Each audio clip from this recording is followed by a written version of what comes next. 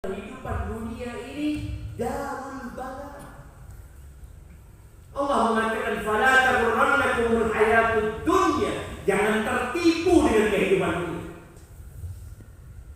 Kita melihat kemewahan, kita melihat kenyamanan, jangan tertipu. Ini negeri-negeri balak dan usul. Wa naqsin minal amwal, kekurangan harta. Itu balak dari Allah. Wal anfus wat thamarat, kekurangan orang-orang yang dia cinta. Mati orang tuanya, mati anak, mati pasangan hidup, gagal panen, usahanya hancur. Kalau Allah katakan wabasyiris sabirin, berikan kabar gembira kepada orang-orang yang bersabar. Ahibati billah, surga Allah itu mahal.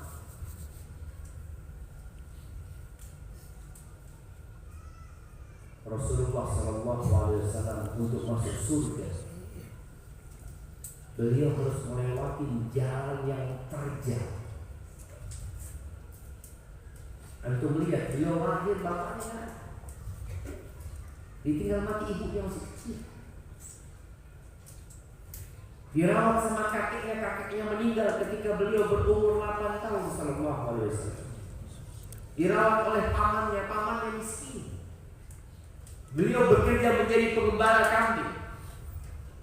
Ketika beliau dewasa, beliau membawa dagangannya Khadijah menjadi pekerjanya Khadijah sebelum menjadi istrinya sallallahu alaihi wasallam. Beliau hidup dimaki, dibully ketika beliau mendapatkan wahyu dari Allah Azza wa Jalla. Dilemparin batu dari kita sallallahu alaihi wasallam. Ditinggal mati istrinya. Ditinggal mati oleh putranya Al-Qasim, Abdullah, Ibrahim, Zainab, Ruqayyah, Ummu Kulthum. Nabi kita alaihissalam dikasih. Bagaimana kecintaan orang tua kepada putra putrinya? Allah kasih ujian. Maka ketika seorang mendapatkan ujian, anaknya mati, Nabi kita alaihissalam 7 anaknya meninggal dunia. Alaihissalam 6 meninggal dunia di masa hidup Rasulullah SAW. Maka Allah Azza wa Jalla mengatakan di surat Ali Imran ayat 142, Am hasibtum an tadkhulul jannah, apakah kalian mengira kalian bisa masuk surga? Walamma ya'lamillahu alladhina jahadu minkum wa ya'lamas sabirin. Sedangkan Allah belum ditampakkan semua orang. Siapa di antara kalian yang benar-benar berjuang untuk Allah Azza?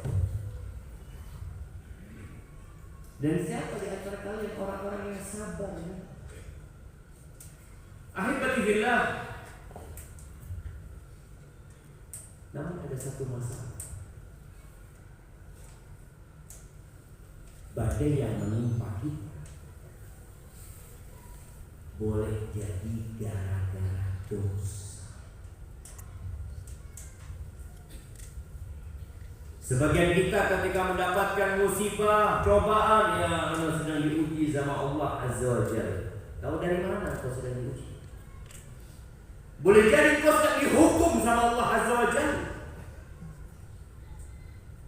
Musibah yang menimpamu sekarang, petaka yang engkau harus menghadapinya, kesulitan-kesulitan, kesusahan-kesusahan, baik di dunia kerja, di keluarga, di anak, dimanapun, di fisikmu, boleh jadi itu karena dosa-dosa. Jadi ada yang badai datang karena dosa,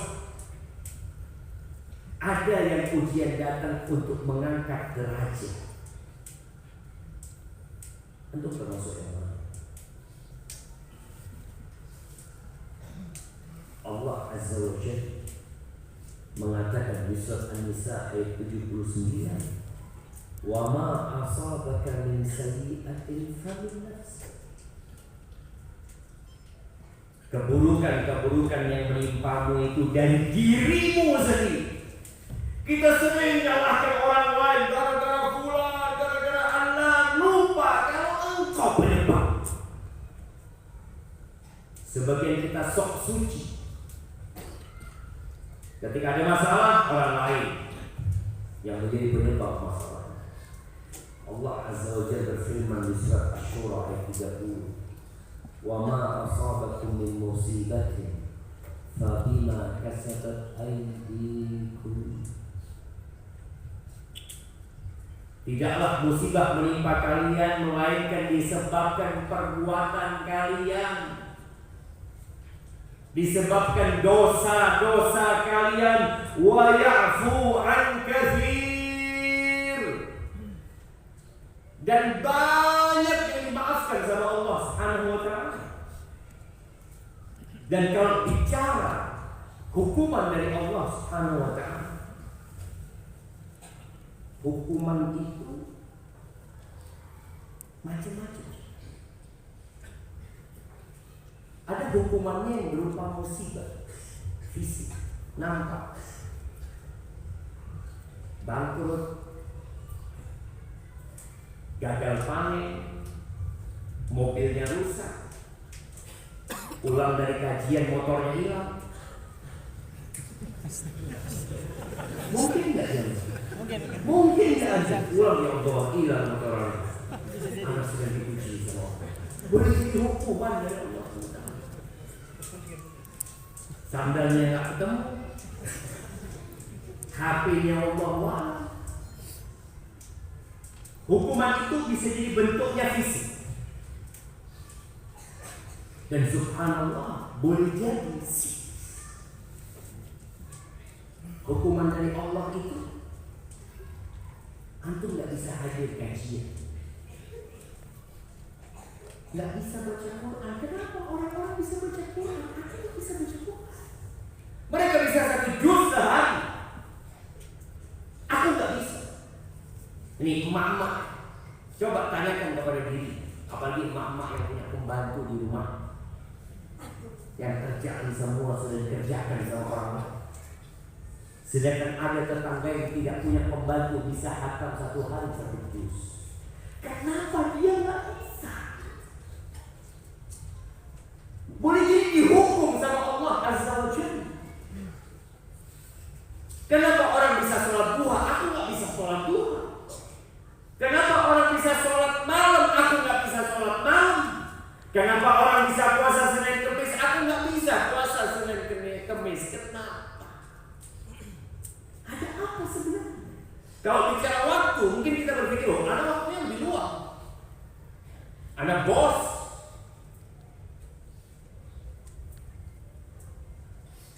Pernah datang kepada Hasan Basri seseorang lelaki mengatakan, ya ada Sa'id, aku ini punya masalah. Aku itu tiap malam aku siapkan yang namanya tempat wudhu, air wudhu, semua keperluan bersolat malam aku siap. Tapi selalu aku bangun azan subuh. Apa kata Hasan Basri? Qayyadaka dzunubuk, engkau dirangkai, dibelenggu dengan dosa-dosa. Ahibati billah. Tapi banyak orang yang gak sadar. Dia merasa alhamdulillah anak hidup enak, fulus lancar, usaha jalan terus. Diriwayatkan bahwa ada seorang dari Bani Israil yang dia berkata, mengatakan, ya Rabbi, wahai Rabbku, ma'aktsara ma'asi, betapa banyaknya aku berbuat maksiat kepadamu. Wala tu'aqibuni, tapi engkau tidak menghukumku. Karena memang ada orang-orang yang selalu berpikir hukuman dari Allah itu ya dunia. Sakit, enggak, karena alhamdulillah biasa sakit. Susah cari pekerjaan, enggak. Ini orang mengatakan, ya Allah, kok bisa gitu loh. Aku ini banyak berbuat dosa tapi tidak dihukum sama Allah Azza wa Jalla. Fa'auhallahu linabi. Allah wahyukan kepada Nabi yang ada di zaman ini untuk mengatakan kepada hamba, kepada manusia yang tidak sadar, yang dia heran kenapa aku banyak berbuat maksiat tapi kok nggak dihukum-hukum sama Allah Azza wa Jalla. Apa wahyu yang disampaikan kepada laki-laki itu? Ma aktsara ma u'atibu wa la tashkuru bihadza. Betapa seringnya aku menghukummu tapi engkau enggak merasa. Betapa sering sebenarnya kita dihukum sama Allah. Dulu alhamdulillah ada tiap hari 1 juz. Sekarang udah enggak baca lagi kan? Boleh jadi antum sedang dihukum sama Allah, tapi tidak sadar. Udah ada belum? Nah, kita dengar azan dulu.